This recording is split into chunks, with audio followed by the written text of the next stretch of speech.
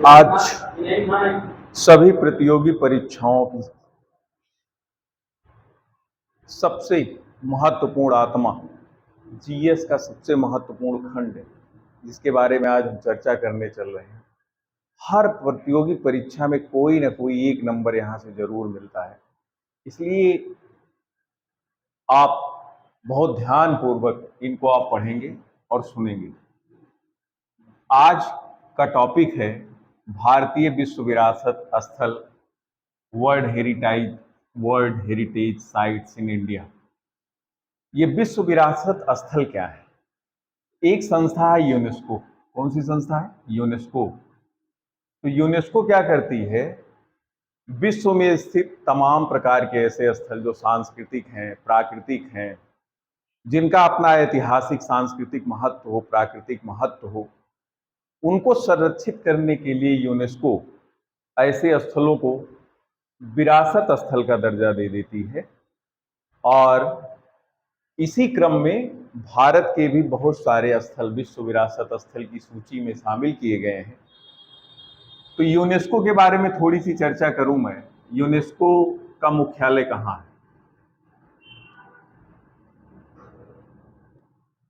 UNESCO का मुख्यालय, UNESCO का मुख्यालय है पेरिस में। कहाँ है? पेरिस। और पेरिस कहाँ है? आप लोग जानते होंगे, फ्रांस की राजधानी है। पेरिस कहाँ की राजधानी है? फ्रांस की। सीन नदी के किनारे है। पेरिस किस नदी के किनारे है? सीन नदी के किनारे।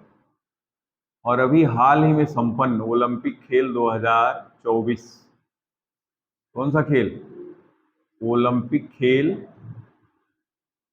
2024, ग्रीष्म ओलंपिक खेल 2024, ग्रीष्म ओलंपिक खेल 2024 कहाँ संपन्न हुआ? पेरिस में। और इसके पहले का जो 2020 का ओलंपिक था वो कहाँ हुआ? कहाँ हुआ था? कोई बताएगा? अगर आपको पता होगा तो शायद जापान में हुआ था, जापान की राजधानी टोक्यो। और 2028 का ओलंपिक खेल कहाँ होगा? आप लोग बताएंगे हमें किस देश में होगा? मैं सामान्य सा उदाहरण ऐसे बता दे रहा हूँ। उत्तरी अमेरिका महाद्वीप में शायद होना है, होना ही है शायद। क्या है? उत्तरी अमेरिका महाद्वीप। उत्तरी अमेरिका महाद्वीप में 3 प्रमुख देश हैं, उनमें यूएसए, कनाडा और मैक्सिको। अब देखते हैं, ये तो हो गया यूनेस्को का मुख्यालय। कहाँ है? Paris, France. यूनेस्को का फुल फॉर्म क्या है? तो कह रहा है कि संयुक्त राष्ट्र, संयुक्त राष्ट्र शैक्षिक, वैज्ञानिक,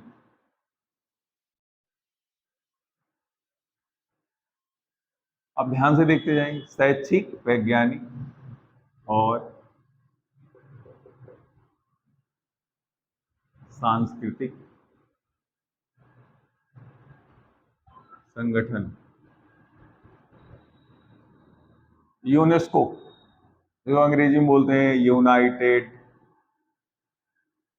नेशंस एजुकेशनल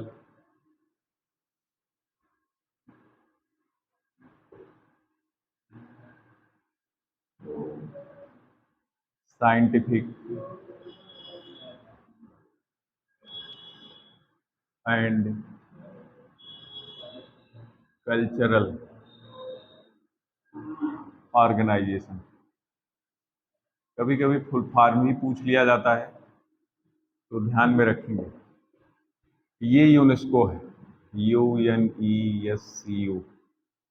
यूनेस्को का full form United Nations Educational Scientific and Cultural organisation. कुल मिला के विश्व विरासत स्थल का दर्जा कौन देता है? यूनेस्को देती है। कौन देती है? यूनेस्को। और वर्तमान में यूनेस्को का महानिदेशक कौन है? Audrey Azoulay. ऑड्रे अजोले, ये महिला है, ऑड्रे अजोले। नाम याद कर लेंगे आप लोग ऑड्रे अजोले का। ऑड्रे अजोले ये कौन है? यूनेस्को की डायरेक्टर जनरल हैं आद्रे अजोले। अब आगे चर्चा करते हैं। यूनेस्को जो वर्ल्ड हेरिटेज साइट्स का दर्जा देती है, विश्व विरासत स्थल का दर्जा देती है, उसने भारत के लगभग बहुत सारे स्थलों को, जो सांस्कृतिक श्रेणी में है, प्राकृतिक श्रेणी में है, और दोनों को मिला दिया जाए तो मिश्रित श्रेणी में, ऐसे मिला के अब तक लगभग 42 स्थलों को विश्व विरासत स्थल का दर्जा दिया जा चुका है। उनमें सबसे पहला है आगरा का किला। आगरा का किला, इसको यूनेस्को ने 1983 में मान्यता दी विश्व विरासत स्थल के रूप में। कब दिया दर्जा विश्व विरासत स्थल का? 1983 में। आगरा है तो स्वाभाविक सी बात है, आगरा यमुना नदी के किनारे ही होगा। किस नदी के किनारे है? यमुना नदी के किनारे। अब बाएं तट है कि दाएं तट है? यमुना नदी के किनारे, यानी कि यमुना नदी के किस तट पर है? तो हम जानते हैं कि ये दाहिने किनारे पर है।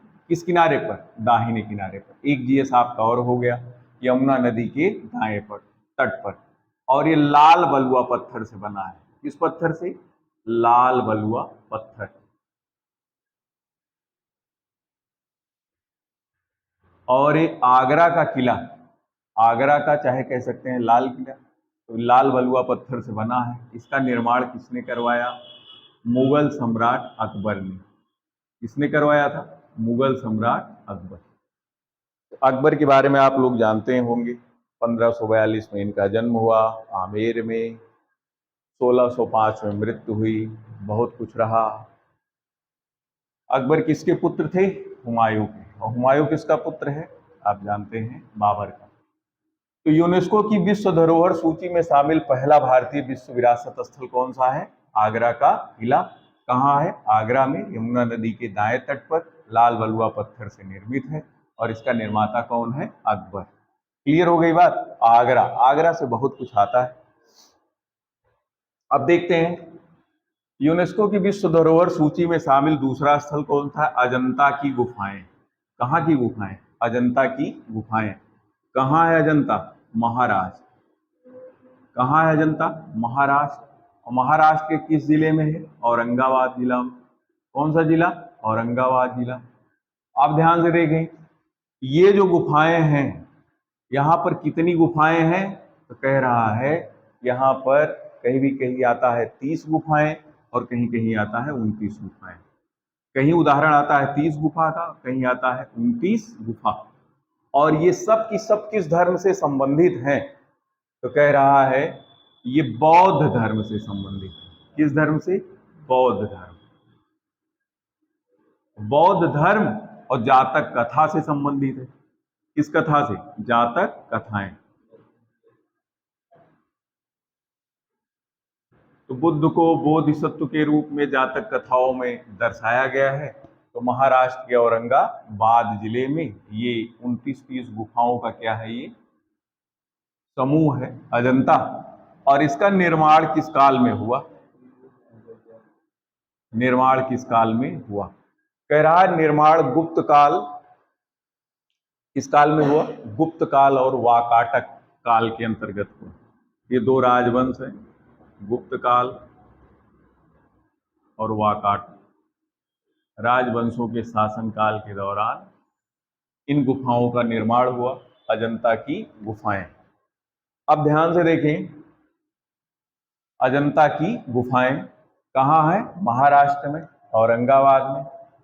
30 से 29 गुफाओं का क्या है? ये समूह है, बौद्ध धर्म और जातक कथाओं से संबंधित है। निर्माण हुआ गुप्त काल और वाकाटक काल के मध्य में, 4वीं से 6वीं सदी के मध्य। और ध्यान में एक चीज और है, इनको कब शामिल किया गया था? इनको भी 1983 में ही वर्ल्ड हेरिटेज साइट का दर्जा दिया गया। किसको? अजंता की गुफाओं को। अब आगे हम चर्चा करते हैं। ये भारतीय भित्ति चित्रकला का उदाहरण है। इसमें कैसी चित्रकला उत्कीर्ण? भित्ति चित्रकला। भित्ति चित्रकला, ये भी प्रश्न पूछा जाता है कि भारतीय भित्ति चित्रकला, भित्ति माने दीवार, चित्रकला तो जो दीवारों पर चित्र बनाए गए हैं, वही ये भित्ति चित्र कला का ये बढ़िया सा उदाहरण दिया गया है। इसमें गौतम बुद्ध की जीवनी से संबंधित, उनकी शिक्षाओं से संबंधित तमाम सारे चित्र बनाए गए हैं, वही ये भित्ति चित्र कला। आगे देखते हैं एलोरा की गुफाएं। एलोरा की गुफाएं, तो एलोरा की गुफाएं भी कहाँ स्थित हैं? जहां अजंता की गुफाएं स्थित हैं, वहीं एलोरा की भी गुफाएं हैं। इसको 1983 में विश्व विरासत स्थल का दर्जा दिया गया। कब दिया गया? 1983। आप ध्यान दें, अजंता की गुफाओं में केवल बौद्ध धर्म से संबंधित गुफाएं थी। अब यहां पर कुल 34 गुफाएं हैं। कहाँ? एलोरा में 34 गुफा, और ये 34 गुफा 3 धर्मों का प्रतिनिधित्व करती हैं। यहाँ बौद्ध धर्म भी है, आप हिंदू धर्म भी है, और जैन धर्म। तो मतलब तीनों धर्मों से संबंधित गुफाओं का वर्णन कहाँ है? एलोरा की गुफाओं में। अब देखें एलोरा कहाँ है? एलोरा भी वही है, महाराष्ट्र में है। वही जिला औरंगाबाद ही है, उसमें कोई परिवर्तन नहीं है। तो महाराष्ट्र के औरंगाबाद जिले में स्थित एलोरा की गुफाएं, कुल संख्या कितनी है? 34। कितनी है? 34। कह रहा है इसी में एक गुफा संख्या है 16। गुफा संख्या कौन सी है? 16। कहाँ? एलोरा की गुफाओं में।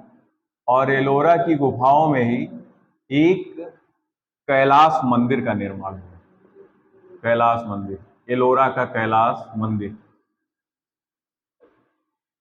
गुहा मंदिर है। गुहा माने गुफा, गुहा माने गुफा, तो गुहा मंदिर है ये। और इसका निर्माण, कैलाश मंदिर का निर्माण किसने करवाया? तो कह रहा है कृष्ण प्रथम। कृष्ण प्रथम ये कौन है? राष्ट्रकूट वंश के शासक है। कौन है ये?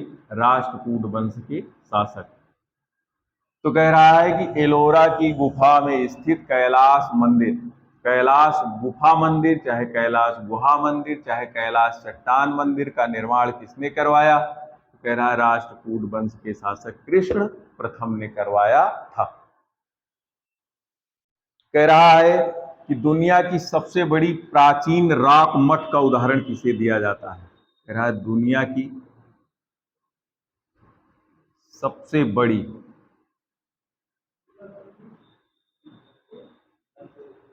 प्राचीन रॉक मठ, रॉक माने चट्टान, रॉक मठ। और मठ क्या है? बौद्ध धर्म से संबंधित एक शब्द है, जहां पे वहां बौद्ध भिक्षु रहते हैं। रॉक मठ का उदाहरण कौन सा है? तो कह रहा है एलोरा की गुफाएं। तो दुनिया की सबसे बड़ी प्राचीन रॉक मठ, रॉक माने चट्टान, मठ माने भिक्षुओं का रहने का स्थान, कौन सा है? तो ये है एलोरा की गुफाएं। एलोरा की गुफाएं, ध्यान रखें। अब कह रहा है कि इसका निर्माण कब हुआ? तो कह रहा है कि इसका निर्माण राष्ट्रकूट वंशी शासकों के शासनकाल में हुआ, और यादव वंश, तो आप लोग पढ़े होंगे देवगिरी के यादव वंश। तो कह रहा है कि लगभग 6ठी से लेके 11वीं सदी के मध्य, 6ठी से लेके 11वीं सदी के मध्य इन गुफाओं का निर्माण हुआ। अब आगे आते हैं, ताजमहल। ताजमहल, ताजमहल के बारे में भी चर्चा कर लेते हैं। तो ताजमहल का नाम किसने नहीं सुना है? ताजमहल, ये भी 1983 में यूनेस्को की विश्व धरोहर सूची में शामिल किया गया। आगरा में है। कहाँ है? आगरा में है। यमुना नदी के किनारे ही है, यमुना नदी के तट पर है। अब ध्यान से देखें, इसका निर्माता कौन है? शाहजहां। कौन है? शाहजहां। और किसकी स्मृति में करवाया? अर्जुमंद बानो बेगम।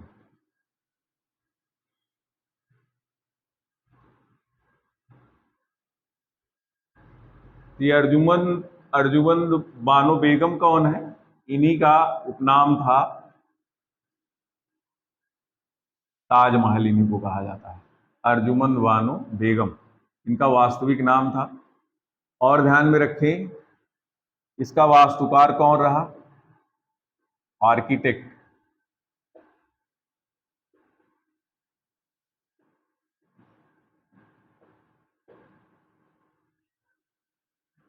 अब्दुल हमीद लाहौरी।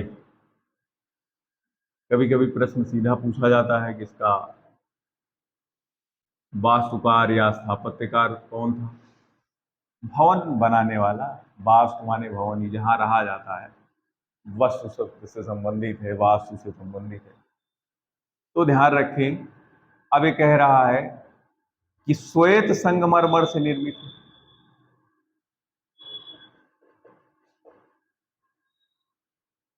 ये मकराना से आया। मकराना जो है संगमरमर की खान है राजस्थान में। अब ध्यान में रखें, इसमें सजावट की गई है तो पित्रादूरा शैली में। किस शैली में? पित्रादूरा शैली में सजावट की गई है। किस शैली में सजावट है? पित्रादूरा शैली में सजावट है। और ये देखिए, ये चांदनी बाग में स्थित है। चांदनी बाग अष्टकोणीय ये मकबरा है।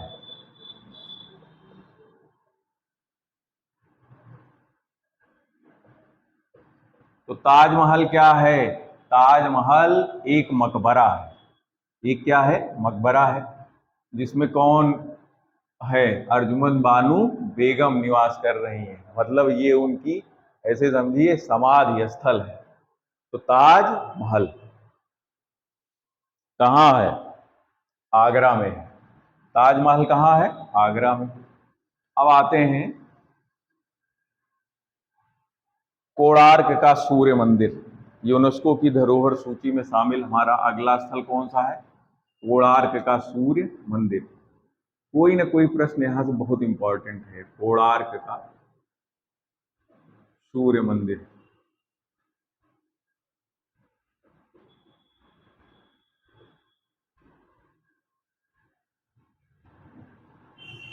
कह रहा है, इस मंदिर को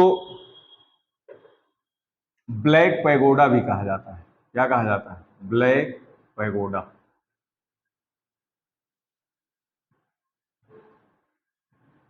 ब्लैक पैगोडा किसको कहा जाता है? कोणार्क का सूर्य मंदिर। कह रहा है इसका निर्माता कौन था? तो कह रहा है गंग वंश के शासक नरसिंह वर्मन प्रथम। गंग वंश के शासक नरसिंह प्रथम। किस शैली में बनाया है मंदिर? मंदिर निर्माण की शैली क्या है? कह रहा है नागर शैली में बना। किस शैली में? नागर शैली। अब कह रहा है ये कहाँ है? तो कह रहा है तो ये ओडिशा में है। ओडिशा, पुरी जिला में है। किस जिले में है? पुरी जिला में।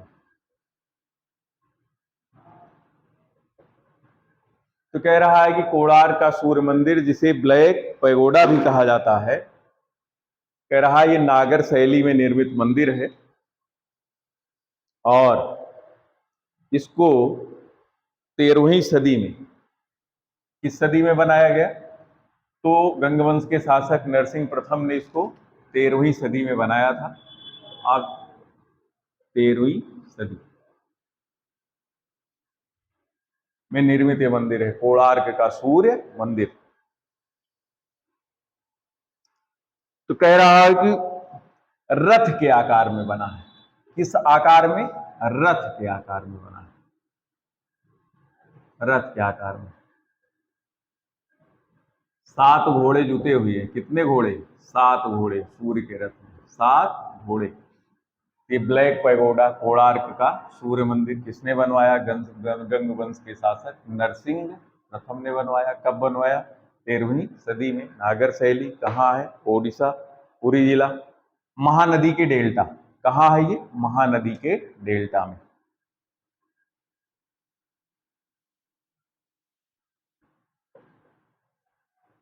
आगे चलते हैं, कोणार्क का सूर्य मंदिर। अब पढ़ते हैं महाबलीपुरम के स्मारक। कहाँ के स्मारक? महाबलीपुरम के स्मारक। महाबलीपुरम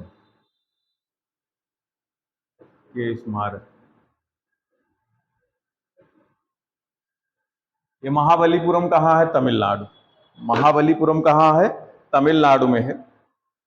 कह रहा है कि तमिलनाडु में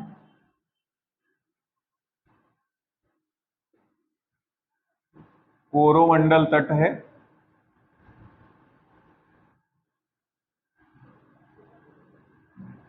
वहीं पर कांची जिला है,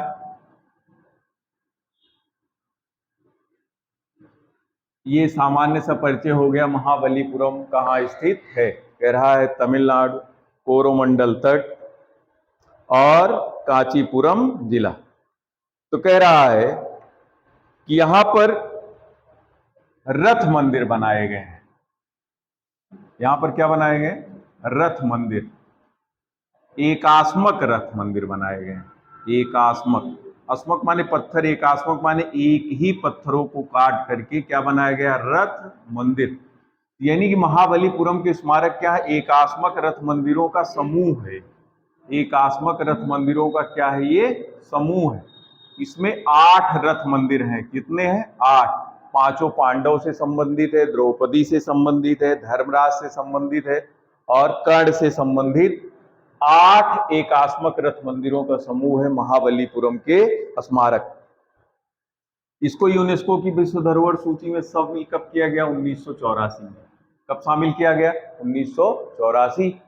और कोणार्क के सूर्य मंदिर को कब शामिल किया गया था? कमेंट बॉक्स में बताएंगे आप हमें। इसको भी 1984 में ही शामिल किया गया था। तो ये महाबलीपुरम के स्मारक, ये क्या है? एकास्मक रथ मंदिरों के क्या है? ये समूह है। अब आगे हम चर्चा करते हैं।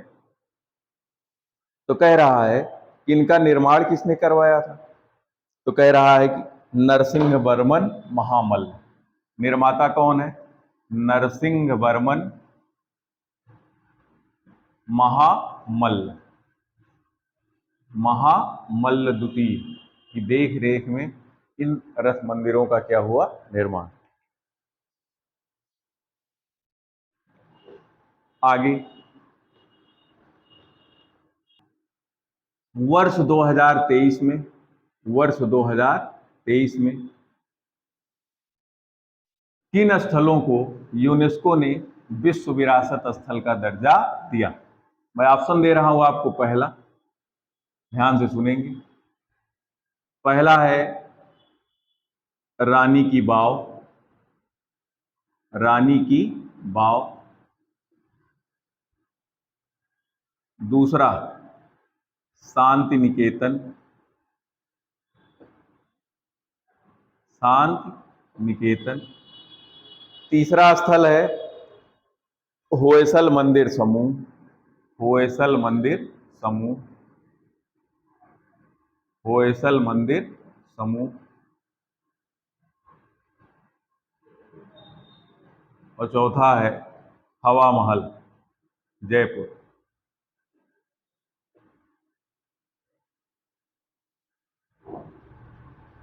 वर्ष 2023 में यूनेस्को ने भारत के किन स्थलों को विश्व विरासत स्थल का दर्जा दिया? जो जानते होंगे वो कमेंट बॉक्स में बताएंगे कौन कौन से हैं। इस पर चर्चा हम अगली क्लास में करेंगे। तब तक के लिए आप लोग जो पढ़ाया गया उसको पढ़ें। इसके बाद अभी किसी भी स्थल को शामिल नहीं किया गया है। यही करंट का प्रश्न बन सकता है, इंपॉर्टेंट है। फिर भी आपकी जानकारी के लिए हम बता देते हैं, शांति निकेतन और होयसल मंदिर समूह, इनको दर्जा दिया गया है। अब आप कमेंट बॉक्स में बताएंगे और कल हम इस पर विस्तृत चर्चा करेंगे कि शांति निकेतन कहाँ है, क्या है, इसकी स्थापना कब हुई, होयसल मंदिर समूह में कितने मंदिरों को शामिल किया गया है, ये कहाँ है, किस शैली में बना है ना। शेष बातें अगली क्लास में। तब तक के लिए आप अपनी परीक्षाओं की तैयारी करते रहें। जय हिंद।